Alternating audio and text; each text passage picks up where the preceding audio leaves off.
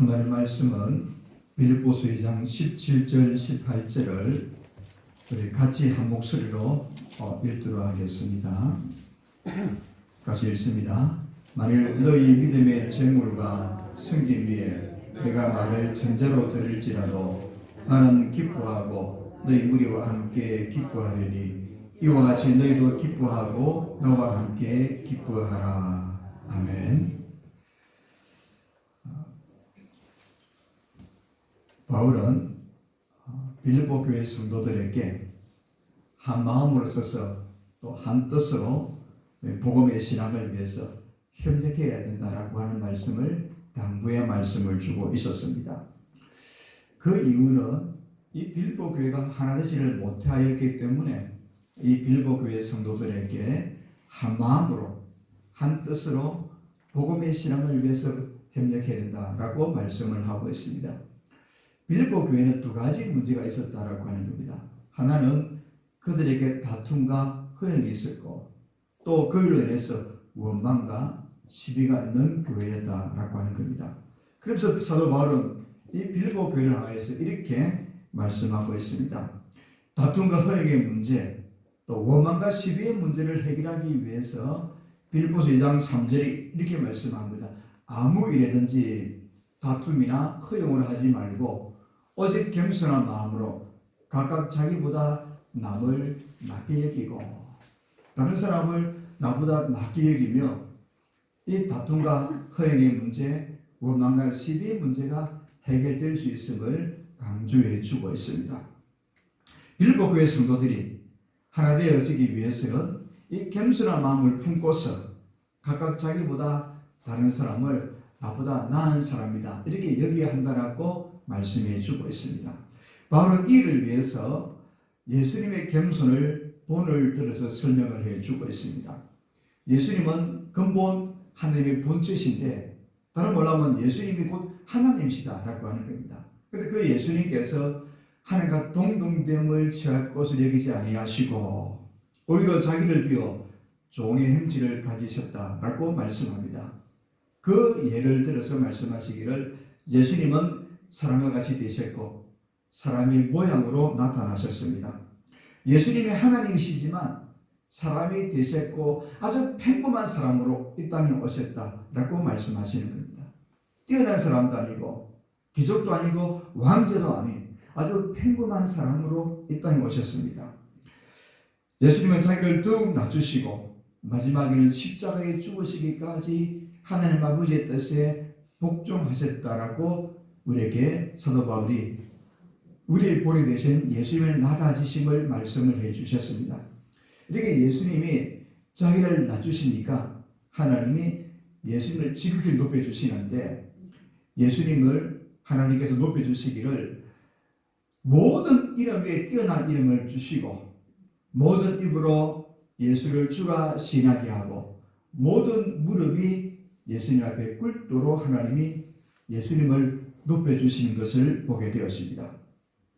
사도 바울은 빌립보 교회 성도들에게 예수님을 본받아서 겸손하라고 근거의 말씀을 주고 있습니다.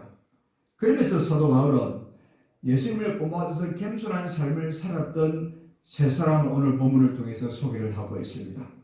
먼저 바울은 자기 자신을 소개하는 거예요. 바울은 빌립보 교회 성도들에게 겸손하라고 말씀하면서 그 겸손한 예를 바울 자신을 예를 들면서 나도 예수님을 본받아서 겸손하기에 나도 본을 보이기에 너희들도 겸손하라고 말씀을 해주고 있습니다. 자기는 겸손하지 못하면서 다른 사람에게 겸손하라고 말할 수 없기에 바울은 먼저 자신의 예를 들었습니다. 또 한 사람은 디모데를 예를 들어서 말씀을 들고 있고 또 한 사람은 오늘 보면 그 다음 절에 나오는 에바브로디도를 예를 들면서 바울이나 디모데나 에바브로디도 모두가 예수님을 본받아서 겸손한 사람이라고 소개를 해주고 있습니다. 지금 바울은 로마 감옥에 갇혀서 쇠사슬에 매여져 있습니다. 디모데는 이 바울을 옥바라지하기 위해서 로마에 와 있습니다. 에바브로디도 역시 마찬가지입니다. 빌립보 교회 성도들이 바울의 옥바라지를 위해서 에바브로들을 보내었고, 또 빌보 교회 성도들이 헌금한 물질을 에바브로들에게 보내어서 바울을 도우기 위해서 이 세 사람 모두가 지금 로마에 와 있다라고 하는 겁니다. 바울이나 디모데나 에바브로들도 모두가 예수님을 본받아서 겸손한 모습을 보여주는 사람입니다. 오늘 본문에서 바울 자신의 겸손한 모습을 우리에게 세 가지로 말씀을 해주고 있습니다. 오늘 바울의 겸손한 모습을 본받아서 우리도 주님을 본받고 바울을 본받아서 겸손한 삶을 살아갈 수 있기를 바랍니다. 오늘 본문에 주신 말씀을 가지고 세제로 나눠서 생각해 보면서 이 예수님을 본받은 사도 바울, 그의 겸손이 어떠한지, 또 우리가 어떻게 살아가야 될 것인가를 결단하고 또 다짐하는 이 시간 되어질 수 있기를 주님의 이름으로 축원합니다. 첫째로 바울은 겸손을 실천한 사람이라는 거예요. 바울은 겸손을 몸소 보여주었던 사람입니다. 바울은 빌보 교회 성도들에게 오직 겸손한 마음으로 남을 나보다 낮게 얘기한다, 이렇게 말씀해 주셨습니다. 사도 바울은 실제로 겸손한 마음으로 자기보다 빌보 교회 성도들을 낮게 얘기했고, 또 바울은 겸손을 실천하는 사람이라고 말씀을 해주고 있습니다. 17절에 말씀하기를 만일 너희 믿음의 재물과 섬김 위에 내가 나를 전제로 드릴지라도 나는 기뻐하고 너희 무리와 함께 기뻐하리니, 이렇게 말씀하고 있습니다. 여기 보니까 재물과 전제라고 하는 독특한 단어가 나오고 있습니다. 이 재물과 전제는 구약시대 이스라엘 백성들이 하나님께 제사를 드릴 때, 하나님께 예배를 드릴 때 사용하는 용어이기도 합니다. 로마서 12장 1절 이렇게 말씀합니다. 그러므로 형제들아, 내가 하나님의 모든 자비하심으로 너희를 권하노니 너희 몸을 하나님이 기뻐하시는 산 제물로 드리라. 이는 너희가 드릴 영적 예배니라, 이렇게 말씀을 해 주셨습니다. 구약시대 성도들은 짐승을 잡아서 하나님께 제사를 드렸습니다. 짐승을 죽여서 그 속죄의 제물로 하나님께 드렸습니다. 이제 예수님께서 우리를 위해 단번에 자신을 드림으로 말미암아 이제는 우리가 구약 성도와 같이 제물로, 어떤 번제물로 하나님께 드릴 예배를 드리지는 않습니다. 그렇지만 사도 바울 로마서 12장 1절을 통해서 말씀하는 것과 같이 우리의 몸으로, 우리의 삶을 통해서 산 제사로 하나님께 영광을 올려드려야 된다라고 말씀하고 있습니다. 우리의 몸으로, 우리의 삶으로 하나님께 산 제사를 드릴 수 있는 예배제가 되어지기를 원하고 있습니다. 오늘 본문에 나오고 있는 이 17절에 나오고 있는 제물과 전제라고 하는 이 단어를 이해하기 위해서는 민수기 15장에 나오는 이 구약의 제사 제도를 우리가 생각을 해봐야 됩니다. 민수기 15장에는 구약 성도들이 하나님의 제사를 드릴 때 세 단계를 거쳐서 제사를 드립니다. 첫째는 살아있는 짐승을 잡아서 번제로 드리는 거예요. 살아있는 짐승을 잡아서 번제단 위에 올려드리는 겁니다. 그런 다음에 고운 가루를 섞은 소재를 그 위에 뿌립니다. 그리고 마지막으로 번제물과 소제물 위에 포도주를 붓습니다. 이때 마지막으로 포도주를 붓는 것을 두고 전제라고 말씀하는 겁니다. 그럴 때 하나님께서 향기로운 예배다, 향기로운 제물이다 라고 말씀을 하시면서 기쁘게 받으시는 것을 보게 되었습니다. 그러므로 전제라고 하는 것은 그 구약 성도들이 하나님의 제사를 드릴 때 맨 마지막에 드리는 그것을 두고 전제라고 말씀하고 있습니다. 전제는 제사의 제일 마지막 단계, 제물을 올려드리고 소제를 드리고 그 위에 포도주를 붓는 것, 맨 마지막 아주 미미한 모습을 보여주고 있습니다. 이때 바울은 이 전제라고 말씀할 때 이것은 바울 자신의 순교를 의미하는 것은 아니라고 하는 겁니다. 이때 전제라고 하는 이 말씀은 바울 자신의 사역 전체를 가리킬 때 전제라고 부르고 있는 겁니다. 바울이 주를 위해서 다름질하는 것, 또 바울은 예수 그리스도를 위해서 수고하는 모든 것을 두고 전제라고 말씀하고 있습니다. 빌립보서 1장 19절을 보면 바울은 순교하지 않고 그가 살아서 주님의 교회를 섬기게 될 것이라고 말씀하고 있고, 또 빌보 교회를 방문하게 될 것을 그가 신앙 고백적인 모습으로 예고의 말씀을 하고 있었습니다. 바울은 석방되고 나서 분명히 빌보 교회로 방문해서 그들에게 말씀으로 굳게 세울 것을 말씀하고 있습니다. 그러므로 이 전제는 바울 자신의 순교를 가르치지 아니하고 바울의 현재의 사역, 바울의 다름질과 수고 전체를 가리킬 때 전제라 이렇게 부르고 있습니다.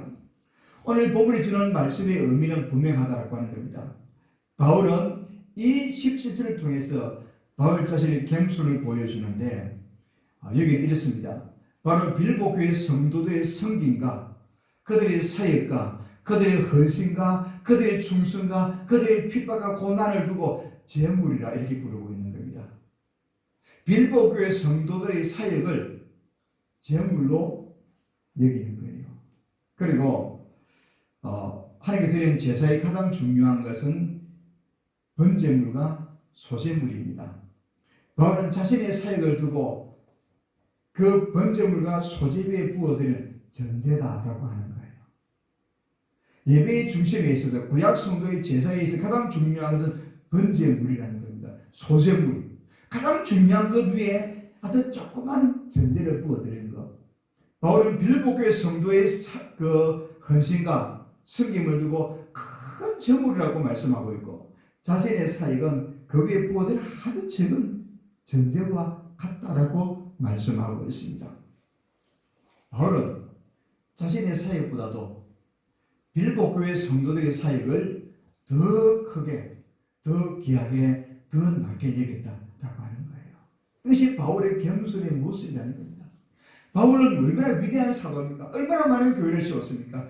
빌보 교회도 바울이 빌보 지방에 가서 그 빌보 지방에는 강가에서 안식일에 기도하고 있는 장소, 또 안식일에 사람들이 적은 소수가 모여서 기도하는 그곳에 가서 말씀을 전하였더니 그 말씀을 듣고 루디아가 예수를 믿고 그 가족들이 예수를 믿고 빌보 감옥에 갇혀서 그가 찬송하고 기도하는 가운데 빌보 감옥의 간수가 신앙 고백을 하고 예수를 믿어서 세워졌던 교회가 빌보 교회입니다.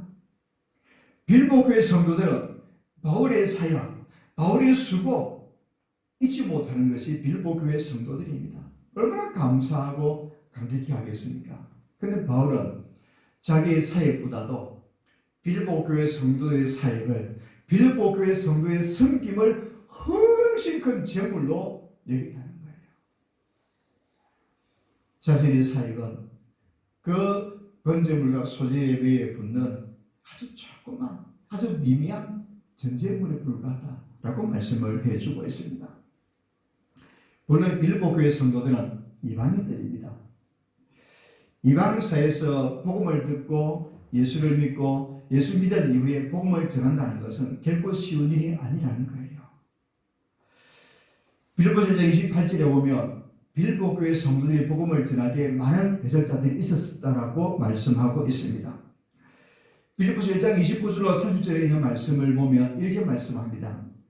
그리스도를 위해 너에게 은혜를 주신 것은 다만 그를 믿을 뿐 아니라 또한 그를 위해 고난도 받게 하려 하심이라. 너희에게도 빌보 교회 성도들에게도 그와 같은 싸움이 있으니 빌보 교회 성도들에게도 복음을 전한 일 때문에 핍박과 고난과 어려운 일들, 이런 싸움이 있다라고 하는 거예요. 그래서 너희가 내 안에서 본 바요, 바로 빌보 교회 성도들에게 복음을 전할 때, 바로 빌보 지방에서 복음을 전할 때, 복음을 전하다가 감옥에 갇혀지고 옥에 갇혀서 매를 맞고 발에 착고를 채이고 큰 고난을 당한 것을 빌보 교회 성도들이 알지 않느냐? 너희들이 구하지 않느냐? 그리고 내 안에 듣는 이 일들이 너희들에게 있다라고 말씀을 하고 있습니다. 바울은 복음을 위해서 많은 고난을 받았습니다.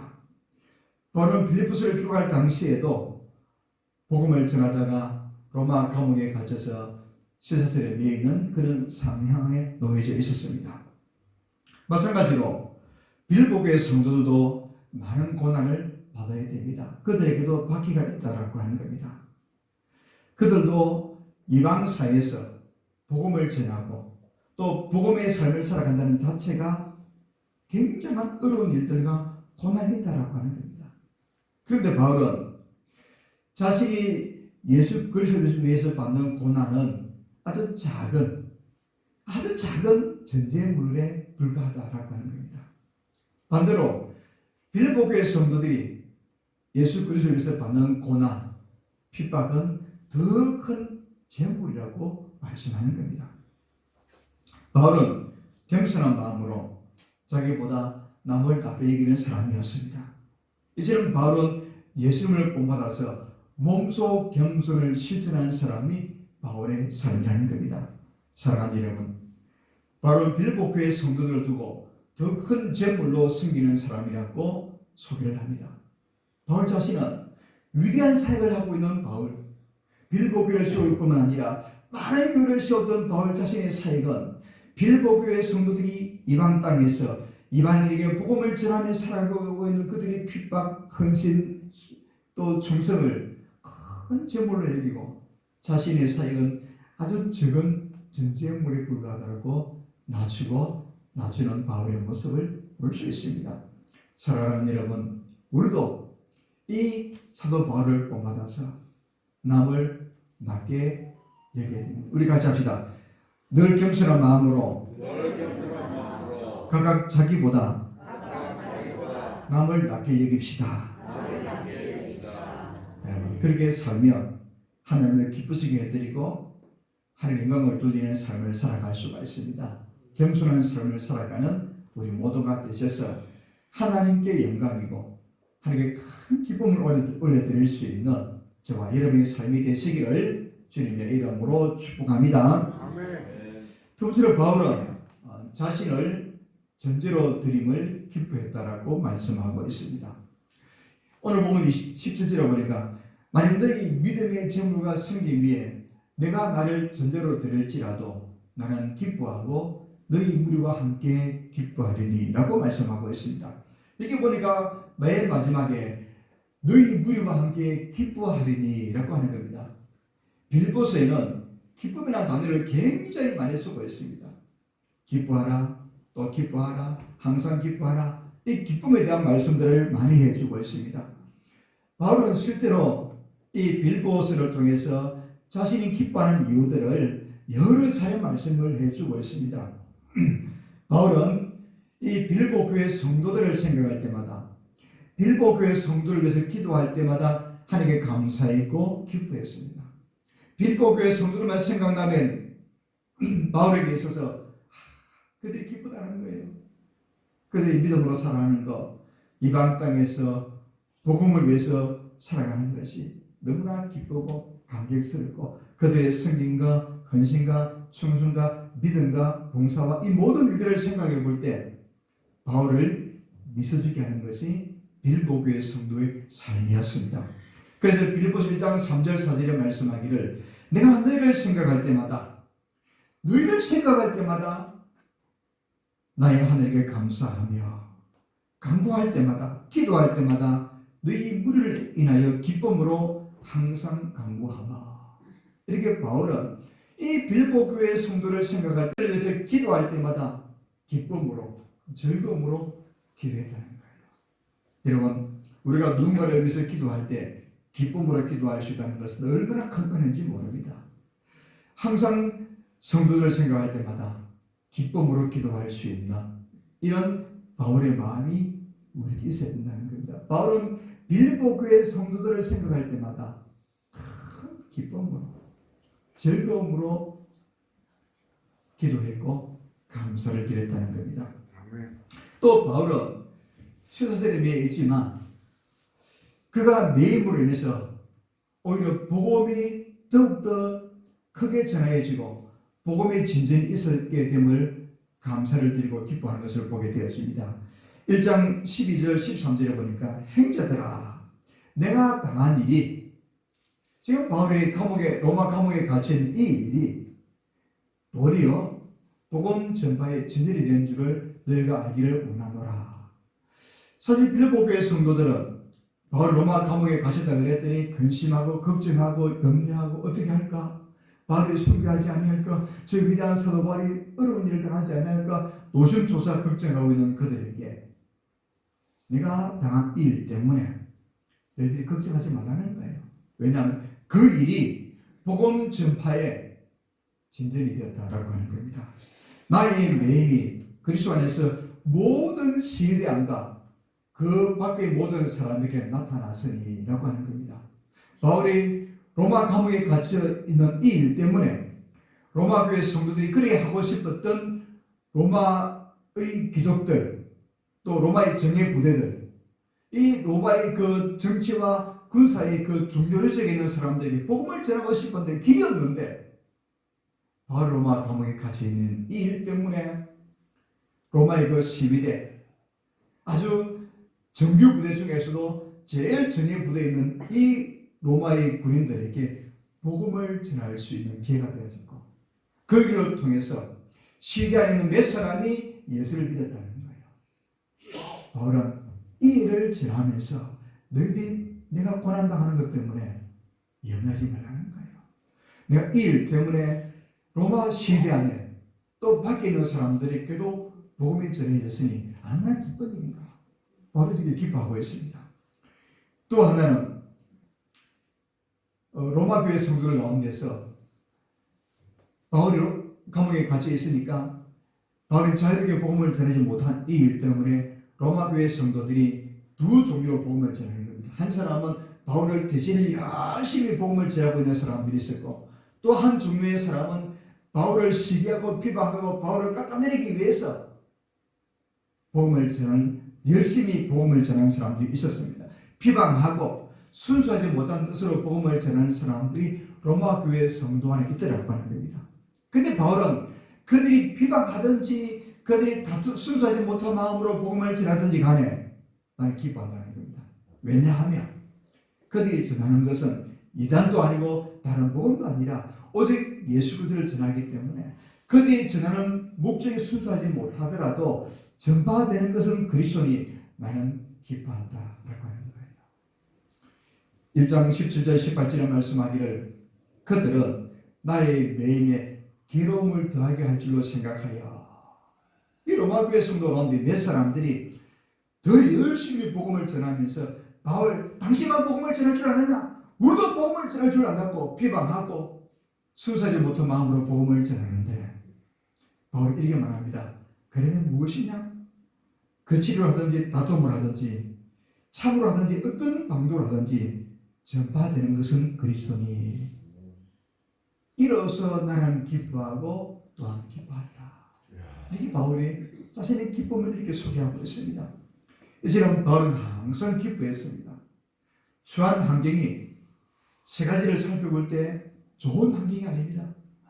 감옥에 갇혀 있죠. 또 비방하는 사람들도 있죠. 바울을 시기하는 사람들도 있죠. 들려오는 소식이 바울의 마음을 상하게 할 수 있을 텐데 또 빌보 교회 성도들이 감옥에 갇히는 바울을 염려하는 그 마음들 환경이 너무나 좋지 않습니다. 그래도 바울은 기뻐했다고 하는 겁니다. 바울의 기쁨은 좋은 환경에서 오는 기쁨이 아니라는 거예요. 또 바울은 자신이 높임을 받거나 잘돼서 오는 기쁨이 아니라는 것을 밝혀주고 있습니다. 바울은 자신을 전제로 드림을 기뻐했다는 겁니다.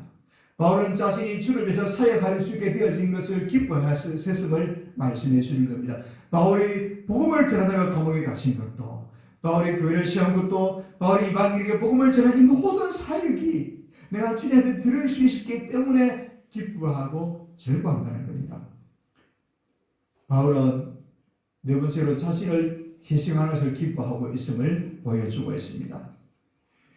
빌립보서 1장 20절 21절에 보니까 나의 간절한 기대와 소망을 따라 아무 일이든지 부끄러워하지 아니하고 지금도 전과 같이 온전히 담대하여 살든지 죽든지 내 몸에서 그리스도가 존귀하게 되게 하려 하나니 이는 내게 사는 것이 그리스도니 죽는 것도 유익함이라. 지금 바울은 로마 감옥에 갇혀서 가이사 황제의 판결을 기다리고 있습니다. 황제가 사형문들을 내리면 바울은 순교해야 됩니다. 또 바울에게 무죄선을 하게 되어지면 자유의 몸이 되어집니다. 만약 사형 언도를 내리면 순교하게 되어집니다. 그러면 그 일을 통해서 순교의 영광이 드러나고 예수님의 영광이 되어지기 때문에 죽는 것도 유익하고, 또 바울이 살게 되어지면 또 그가 세웠던 교회들 이방인들에게 복음을 전할 수 있기 때문에 그것도 기뻐하고, 살든지 죽든지 내 몸에서 그리스도가 존귀하게 되리라. 바울은 자신을 어떻게든 희생하는 이 일을 기쁘게 여겼다라고 말씀을 해주고 있습니다. 바울은 주 예수께 받은 사명을 감당하기 위해서는 자기 생명조차도 아끼지 아니했음을 말씀하면서 그 일이 내게 기쁨이다 라고 말씀을 해주고 있습니다. 바울은 하나님께 자신을 드림으로 말미암아 예수님께 존귀함을 드리고 그로 인해서 하나님께 영광을 올려드리는 것을 기뻐하며 살았습니다. 그러면 이와 같은 기쁨은 바울에게만 있는 것일까? 이와 같은 기쁨은 다른 사도들에게도 똑같은 기쁨이라고 하는 거예요. 이런 기쁨은 예수 믿는 우리 모두에게도 똑같은 기쁨인 것을 바울이 말씀하는 겁니다. 예를 들면 사도행전 5장 40절에서 41절에 있는 말씀을 보면 이렇게 말합니다. 그들이 옳게 여겨 사도를 불러 채찍질하며 예수의 이름으로 말하는 것을 금하고 놓으니 사도들은 그 이름을 위하여 능력받는 일에 합당한 자를 여기심을 기뻐하면서 공약을 떠나니라. 예수님의 제자들이 복음을 전하다가 붙잡혀서 채찍질을 당하고 능력을 당하고 온갖 부끄러운 일을 다 당했습니다.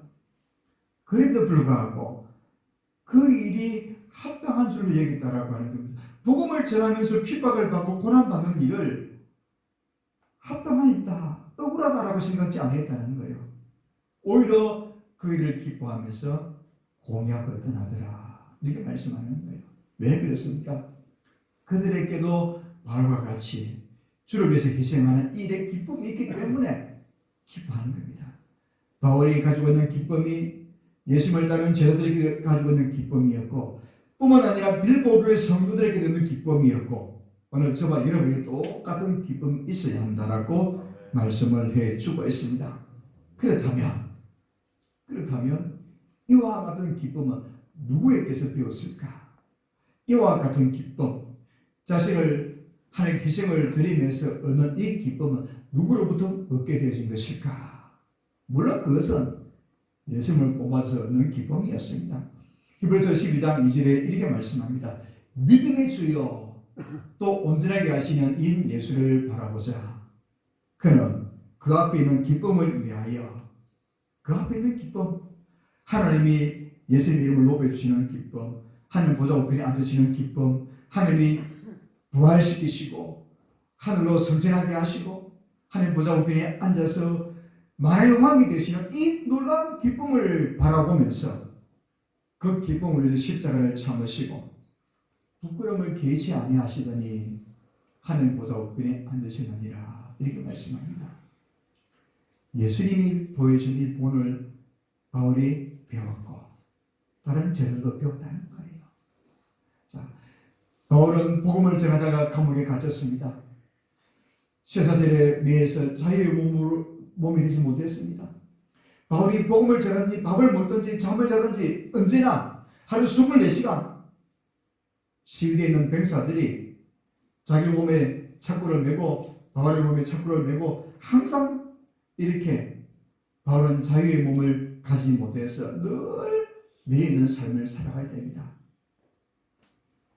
그러나 바울은 그에 대해서 부끄러워하지 아니하고 바울은 그에 대해서 한 번도 원망하지 아니하고 그가 다른 사람들이 로마 교회 성도들이 바울을 비방하고 순서에 못한 마음으로 다툼으로 복음을 전해도 오히려 바울은 전하는 것이 예수 그리스도를 기뻐하고 바울은 자신을 희생함으로 드리는 것을 기뻐했습니다.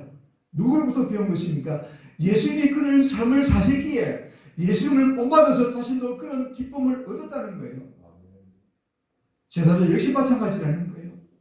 주님이 하나님이심에도 불구하고 사람의 모양을 입고 사람으로 이 땅에 오셨는데 아주 평범한 사람, 그것도 자기 소유 하나 가지지 아니하고 말구에 태어나시고 예감방에서 태어나시고 머리 둘 것도 없을 정도로 늘 이곳저곳 다니시면서 사시던 주님의 삶을 본받았던 제자들이 주님을 본받았어. 그들도 주님의 십자가를 참으시고 부끄러움을 개치 아니하시는 그 모습을 본받았어.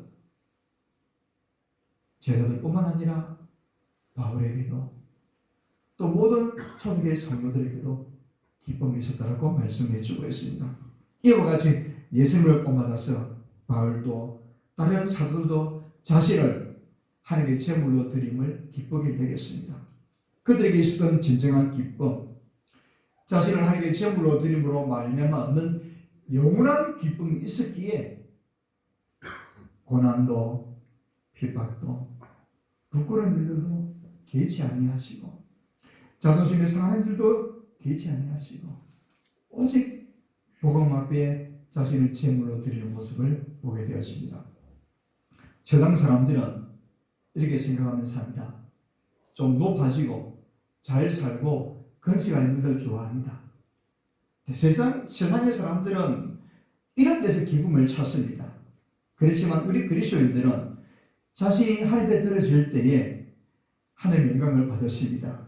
그때의 진정한 기쁨이 찾아오는 거예요. 이제 성도의 기쁨과 세상 사람들의 기쁨이 차이가 있는 거예요. 세상 사람들은 얻을 때에 높아질 때 기뻐합니다. 성도들은 하나님께 들어질 때에 하나님께 제물로 드릴 때 자신을 전제물로 드릴 때에 진정한 기쁨이 찾아온다는 거예요. 예수님은 그 기쁨을 예수님이 가지고 있는 기쁨을 우리에게 주셨습니다. 마찬가지로 우리 모두도 기쁨으로 우리의 여선을 예수님께 드리기를 바랍니다. 우리 모두 언제나 예수님 안에서 하나 되어서 우리 모두 함께 기뻐하며 예수님의 몸인 교회를 위해서 충성스럽게 살아가는 우리 자신을 제물로 전제물로 드리기에 힘쓰는 저와 여러분이 되시기를 주님의 이름으로 축복합니다. 마지막 시문처럼 사도 바울은 자신이 예수님을 본받아서 겸손을 실천하고 자신을 전제물로 드린 것과 같이 이제는 빌보 교회 성도들도 나와 같이 겸손하게 살아가자고 말씀을 하고 있습니다. 18절에 보니까 이와 같이 너희도 기뻐하고 나와 함께 기뻐하라 이렇게 말씀하고 있습니다. 여기 보니까 이와 같이 이 일은 바울이 가지고 있는 기쁨을 17절에 보니까 이렇게 말합니다. 자신을 너희 믿음 위에 나의 몸을 전제물로 드리는 것.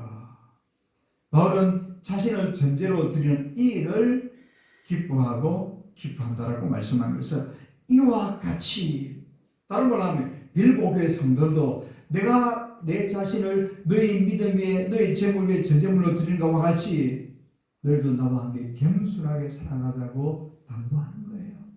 이와 같이 내가 전제물로 드린 것 같이 너희들도 너희 자신을 희생하며 전제물로 드리는 일에 함께 하자라고 말씀하는 겁니다. 바울은 자신이 먼저 겸손을 실천했습니다. 바울은 빌보 교회 성도들을 자기보다 훨씬 낮게 얘기했습니다.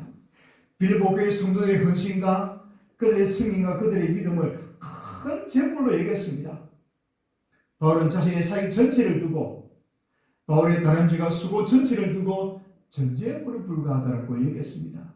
바울은 빌보 교회 성도를 더 크게, 더 낮게, 더 위대한 성도로 얘기해 주었습니다. 바울은 이와 같이 빌보 교회 성도들에게도 겸손하자고 말씀합니다. 바울은 자신이 전제로 드려짐을 기뻐했습니다. 이와 같이 바울은 빌보 교회 성도들도 자신들의 제물로 드려짐을 기뻐하기를 바라고 있습니다. 바울은 빌보 교회 성도들과 함께 기뻐하고 또 기뻐하기를 원하고 있습니다. 바울은 먼저 자신의 기쁨을 이야기하고 있습니다. 왜냐하면 바울 자신이 기쁘지 아니한데 빌보 교회 성도들에게 기뻐하라 이렇게 말할 수는 없잖아요. 자신이 실천하지 않고 기뻐하세요라고 아무리 외쳐도 설득력을 잃어버리는 거예요. 그래서 바울은 1장을 통해서 자신이 기뻐하는 이유들을 여러 가지로 이야기하고 있습니다.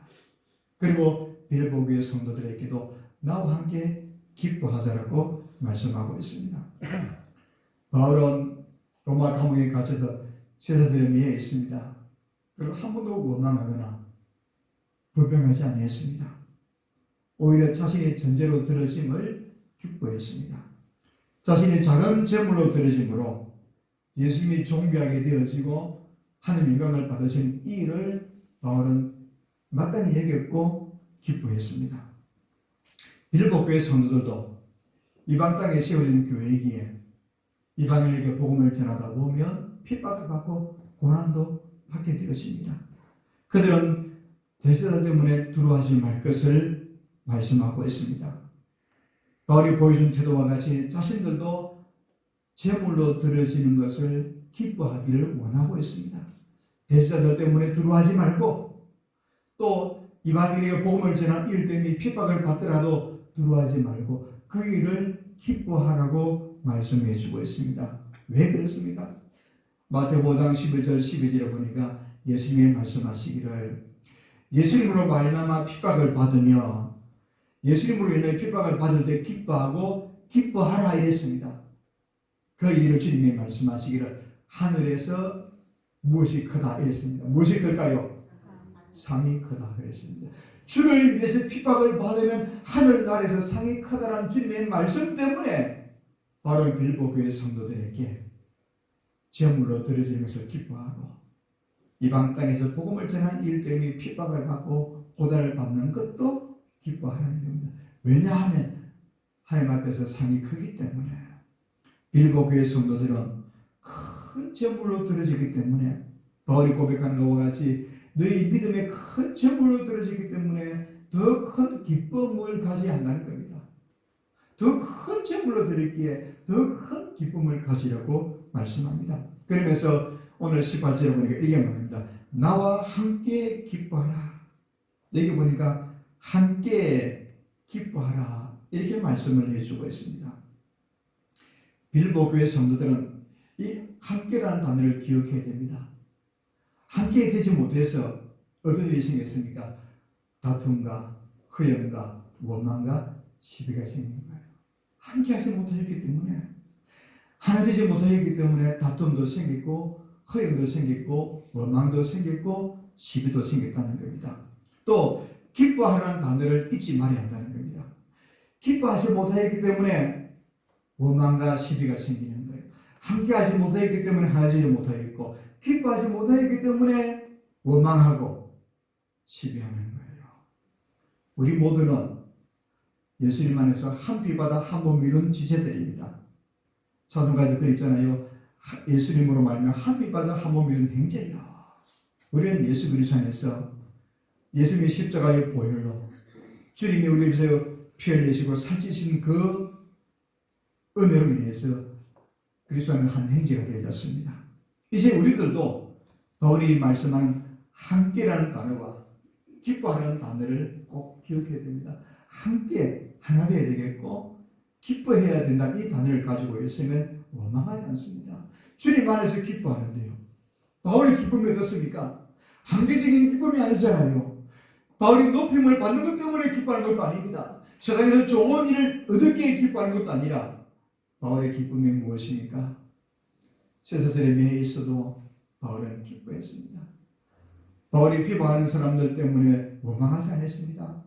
바울이 매여 있는 것 때문에 시대 안에 있는 사람들에게 복음이 전해지는 일 때문에 기뻐했고 순수하지 못한 마음으로 복음을 전하는 것은 예수 그리스도이기 때문에 기뻐했고 바울은 자신을 주님의 드림으로 인해서 기뻐했고 한계 때문에 기뻐한 일이 아니라는 거예요.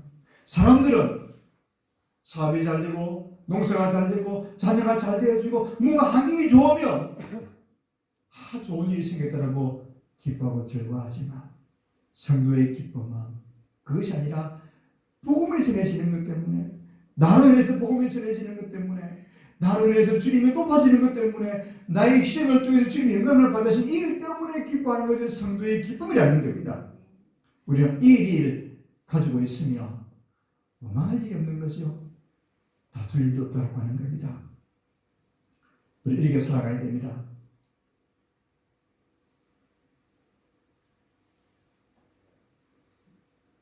먼저 내가 예수님 안에서 기뻐하며 그런 후에 남에게도 나와 함께 기뻐하자고 말할 수 있어야 된다는 겁니다.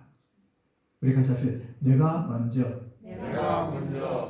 예수님 안에서 기뻐하고 예수님 안에서 기뻐하고 그런 후에 그런 후에 다른 사람에게 다른 사람에게 나와 함께 기뻐하자 나와 함께 기뻐하자 이렇게 말할 수 있기를 바랍니다. 이제 오늘부터 우리가 내 안에서 예수님 주시는 평안과 기쁨이 넘치기를 바랍니다. 아멘. 복음을 전하다가 주의 일을 하다가 속성함이 생길 수 있습니다. 남들이 알아주지 못할 때도 있습니다. 또 복음을 전하다 보면 핍박을 받을 수도 있고 부끄러운 일을 당할 수도 있습니다. 그래도 주님 나라의 상이 있기에 하늘나라 소망이 있기에 기뻐하고 기뻐해야 됩니다. 그럴 때 그들에게 예수 안에 있는 기쁨이 있습니다. 나와 함께 기뻐하자라고 말할 수 있는 그런 성도가 되어지기를 바랍니다. 아멘. 말씀을 맺겠습니다. 오늘 본문을 통해서 세 가지를 살펴보았습니다. 바울은 겸손을 실천한 사람이었습니다. 바울은 자신을 전제물로 드러낸 사람입니다. 뿐만 아니라 빌립보 교회 성도들도 이와 같기를 바라고 있고 예수 믿는 우리 모두에게도 이와 같기를 바라고 있습니다. 우리 모두 겸손을 실천할 수 있기를 바랍니다. 우리 자신이 전제로 드려짐을 기뻐할 수 있기를 바랍니다. 뿐만 아니라 함께 기뻐하고 함께 또 기뻐하는 그래서 주님의 몸된 잘 섬겨서 하나님 영광을 올려드리고 예수를 영화롭게 하고 성령의 기쁨을 드릴 수 있는 그런 삶을 살아갈 수 있는 우리 모두가 되기를 주님의 이름으로 축원합니다.